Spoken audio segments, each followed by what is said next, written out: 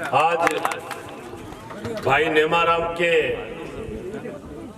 पालोट ग्राम सेवा सहकारी समिति के अध्यक्ष चुनने पर आयोजित इस प्रोग्राम में मंच पर उपस्थित भागीरथ जी, जिला प्रमुख नागौर, हमारे यहाँ के प्रधान प्रतिनिधि के रूप में प्रेम जी, पूर्व प्रधान रिद्धकिरण जी, पूर्व प्रधान भगवान जी, जिला परिषद सदस्य, पंचायत समिति सदस्य, सरपंच साहिबान, तमाम मंचस्थ अतिथि, बहुत ही सम्मानित मेरे सामने विराजे बुजुर्ग, माताएं, बहनें, युवा साथी,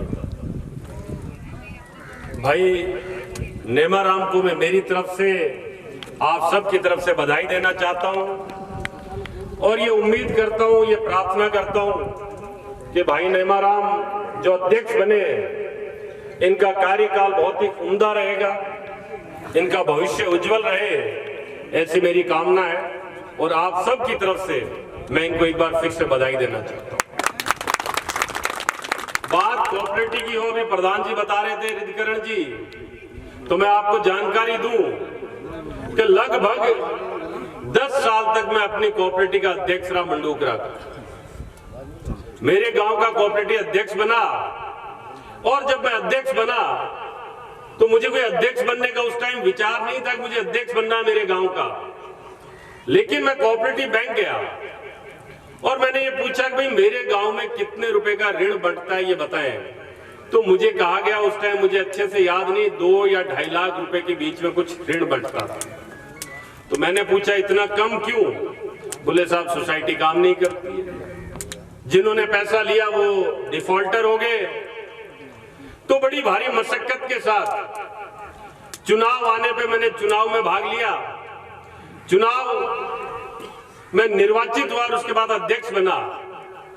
और आज जब मैं आपके सामने खड़ा हूं, मैं निर्वर्तमान अध्यक्ष हूं मेरे गांव की सोसाइटी का, अब मैं अध्यक्ष नहीं हूं। मैंने एमएलए बनने के बाद ये इच्छा जाहिर की, मैंने कहा कोई दूसरा संभाले, चुनाव हुए, अब दूसरे अध्यक्ष बने। लेकिन मैं आपको बड़े गर्व के साथ बता सकता हूं और भाई नेमाराम के लिए एक उदाहरण बता रहा हूं कि आज उस सोसाइटी मंडूकरा जिसके अंदर 2 से 2.5 लाख रुपए बंटते थे, लगभग 2 करोड़ रुपए से ज्यादा किसानों को ऋण मिलता है। कोऑपरेटिव एक ऐसा महकमा है जिसके अंदर अगर आप लग के काम करें, मेहनत से काम करते हैं तो किसानों का बहुत भला कर सकते हैं। और वो मंडूकरा सोसाइटी जिसके सारे के सारे ऋणी डिफॉल्टर हुआ करते थे, आज मंडूकरा सोसाइटी पूरे नागौर में सबसे पहले ऋण जमा कराने वाली कुछ सोसाइटियों में से एक है। लेकिन मैं लगातार प्रेरणा देता रहा, प्रेरित करता रहा कि हमें समय पे जमा कराना है लोन और समय पे हमें वापस लेना है। तो ऐसी अपेक्षा भाई नेमाराम से मैं करूंगा कि आप भी इतनी मेहनत, इतनी शिद्दत के साथ काम करें कि पालोट सोसाइटी मंडूकरा सोसाइटी को भी पीछे छोड़ दे। ये मैं आपसे कामना करता हूं, आपसे इच्छा जाहिर करता हूं। बात, क्योंकि ये मंच एक ऐसा मंच है जिसमें तमाम लोग राजनीति करने वाले बैठे हैं, तो मैं आपको ये बताना चाहता हूं कि राजस्थान की सरकार पिछले 4 वर्ष से, जिसमें लगभग 1.25 साल कोरोना में निकल गए, उसके बावजूद भी काम गरीब को गणेश मान के कर रही है। प्रधान जी ने अभी बताया आपको 10 लाख रुपए तक का इलाज मुफ्त, और ना सिर्फ इलाज मुफ्त बल्कि अगर कोई एक्सीडेंट में इलाज करते हुए, जो एक्सीडेंट में मरीज भर्ती हुआ इलाज के दौरान या इलाज से पूर्व में उसकी मृत्यु हो जाए तो 5 लाख रुपए तक का उसको बीमे की राशि दी जाती है।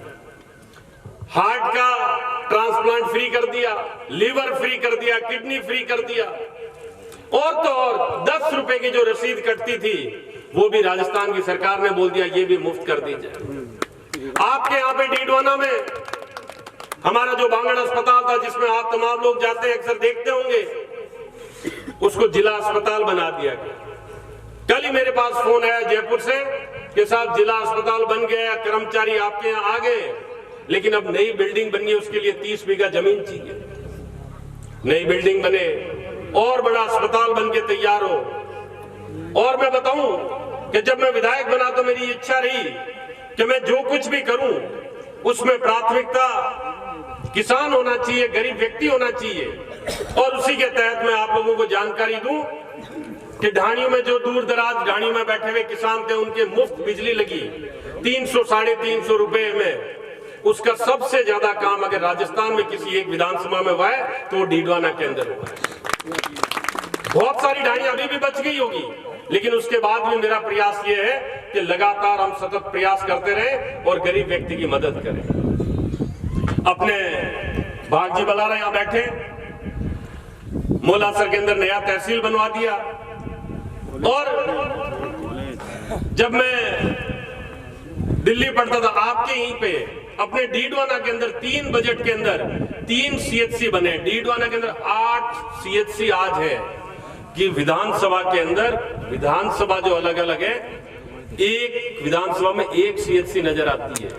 अपने यहाँ जिला अस्पताल है, उसके अलावा 8 CHC है, जिसकी 3 तो इसी वर्ष सरकार के अंदर बनकर तैयार हुई है।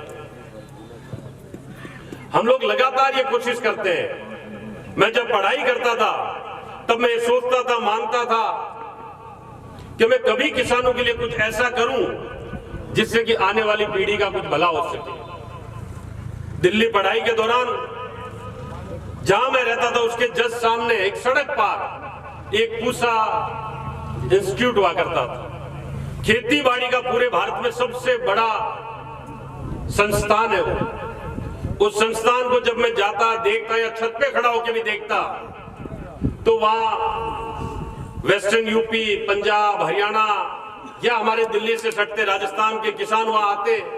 उन्नत बीज, उन्नत किस्म की खेती के तरीके, ये सारे वहां के सोचते समझते। तो मेरी तब से ये इच्छा थी कि डीडवाना के अंदर एक कृषि महाविद्यालय बने। और इस बार जो बजट घोषणा हुई, पहले बजट के भाषण के अंदर ये घोषणा नहीं हुई कि डीडवाना, मैंने लिख के दिया था मुख्यमंत्री जी को कि कृषि महाविद्यालय डीडवाना में बनना चाहिए। नहीं हुई तो मैं उनके पास फिर गया और मैंने कहा कि साहब मैंने एक कृषि महाविद्यालय की इच्छा थी डीडवाना में बने। तो मुस्कुराने लगे, कुछ बोले नहीं, जवाब नहीं दिया। फिर बोले ज्यादा बोलने पे कि पिछली बार तूने कन्या महाविद्यालय बनवा दिया, इस बार तो बोल रहा है कृषि महाविद्यालय बने। तो मैंने कहा साहब ये मेरी इच्छा है, और मेरी इच्छा इसलिए है कि हो सकता है आने वाली जो पीढ़ी है जो खेती करती है उनके जीवन के अंदर बड़ा भारी बदलाव हो जाए। और यकीन मानिए जब उन्होंने ये घोषणा की विधानसभा के अंदर पूरक बजट पढ़ते हुए कि डीडवाना में कृषि महाविद्यालय बनने की मैं घोषणा करता हूं, तो सबसे ज्यादा तालियां अगर किसी ने बजाई तो आपके विधायक चेतन गुडी ने बजाई। और इसके पीछे मात्र जो सोच में पढ़ते वक्त लेके चलता था वही रही। और लगभग 1 साल गुजर गया, उस पर कार्रवाई नहीं हुई। 150 बीघा जमीन अलॉट कर दी गई। तो मैं अभी 3 या 4 रोज पहले मुख्यमंत्री जी से मिलने फिर गया। मैंने कहा साहब मेरे वो कृषि महाविद्यालय उसका कुछ हुआ नहीं। तो बोला क्यों नहीं हुआ? जमीन। मैंने कहा साहब जमीन 150 बीघा अलॉट हो गई। तो उन्होंने उसी वक्त फाइनेंस सेक्रेटरी को फोन किया, वित्त विभाग का जो सबसे बड़ा अधिकारी है उसको फोन किया, बोला जल्द से जल्द पैसा रिलीज हो, टेंडर करवाएं और मैं स्वयं डीडवाना जाके उस कृषि महाविद्यालय की नींव रखूंगा। ये व्यवस्था की। आप लोगों को ये बताने के पीछे मकसद मेरा सिर्फ इतना है कि काम लगातार हम लोग कर रहे हैं और काम भी ऐसे हैं जो गरीब आदमी के लिए, किसान के लिए। रामदेव जी यहां बैठे हुए हैं, कलवानी गया था, इन्हीं से बातचीत हो रही थी कि साहब इस बार बजट के बाद में 0 का बिजली का बिल आने लगा, शून्य। बहुत सारे घरों में शून्य का बिजली बिल आ रहा है, 1 पैसा नहीं आ रहा। राजस्थान की सरकार ने छूट। राजस्थान की सरकार लगातार ये व्यवस्था कर रही है कि गरीब आदमी की मदद कैसे की जाए। और वहीं पे केंद्र की सरकार, आप सब लोग वाकिफ हैं, कुछ रोज पहले 15 अगस्त से कुछ रोज पहले खुद स्वयं प्रधानमंत्री ने ये कहा कि जो मुफ्त में दिया जा रहा है ना गरीबों को, चाहे बिजली दी जाए, चाहे राशन दिया जाए या और भी कोई व्यवस्थाएं, ये बंद हो जानी चाहिए। बंद हो जानी चाहिए। आप समझ रही है? तो ये सरकार ये सोच रही है, केंद्र की सरकार ये सोच रही है, जो मोदी जी ये बोलते थे कि मैं जिस दिन भारत में राज करूंगा उस दिन सस्तीवाड़ा आ जाएगा, उस दिन गरीब आदमी का जीवन बदल जाएगा। और यही मोदी जी जब मुख्यमंत्री थे गुजरात के, इन्होंने ये बोला था कि एमएसपी को कानून बनाया जाए। मनमोहन सिंह जी को चिट्ठी लिख के बोला था कि एमएसपी को कानून बनाया जाए, और आज उस पर जब खुद प्रधानमंत्री बन गए कोई बात नहीं। जिस दिन मनमोहन सिंह प्रधानमंत्री था उस दिन 410 या 20 रुपए सिलेंडर में एक गैस का सिलेंडर आता था, आज वो सिलेंडर 1100 रुपए पार हो गया है। 55 रुपए डीजल था, आज वो 90 रुपए पार है। जो 22 या 24 रुपए किलो आटा था, किलो, ये लीटर का मजाक बनाते मैं बोल रहा हूं, किलो, वो 38 से 40 रुपए हो गया है। गरीब आदमी शहर में आटा खरीदता है, रोजाना मजदूरी करता है, जीएसटी लगा दी गई आटे पे भी। दूध के दाम आप लोगों के सामने दूने हो गए। सरसों का तेल जो 90 रुपए में लीटर मिलता था वो आज 190-200 रुपए के करीब मिल रहा है। कोई ऐसी चीज नहीं है जिनका इन्होंने सस्तीवाड़े में किया हो या गरीबों के लिए मदद की हो। तमाम तरह के उदाहरण है। इन्होंने रेल को निजीकरण की तरफ दौड़ा दिया, हवाई जहाज को निजीकरण की तरफ दौड़ा दिया, LIC को निजीकरण की तरफ दौड़ा दिया।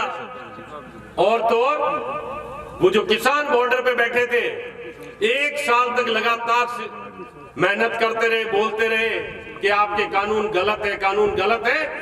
उनको 700 से ज्यादा किसानों की शहादत दी, तब जाके वापस लिया गया। अभी मैं यहाँ बैठा था तो मुझे जानकारी दी गई कि सत्यपाल मलिक जी कुछ दिन पहले हमारे यहाँ पे आए थे, और वो बोलते थे कि मोदी जी ये गलत कर रहे हैं, ये गलत कर रहे हैं।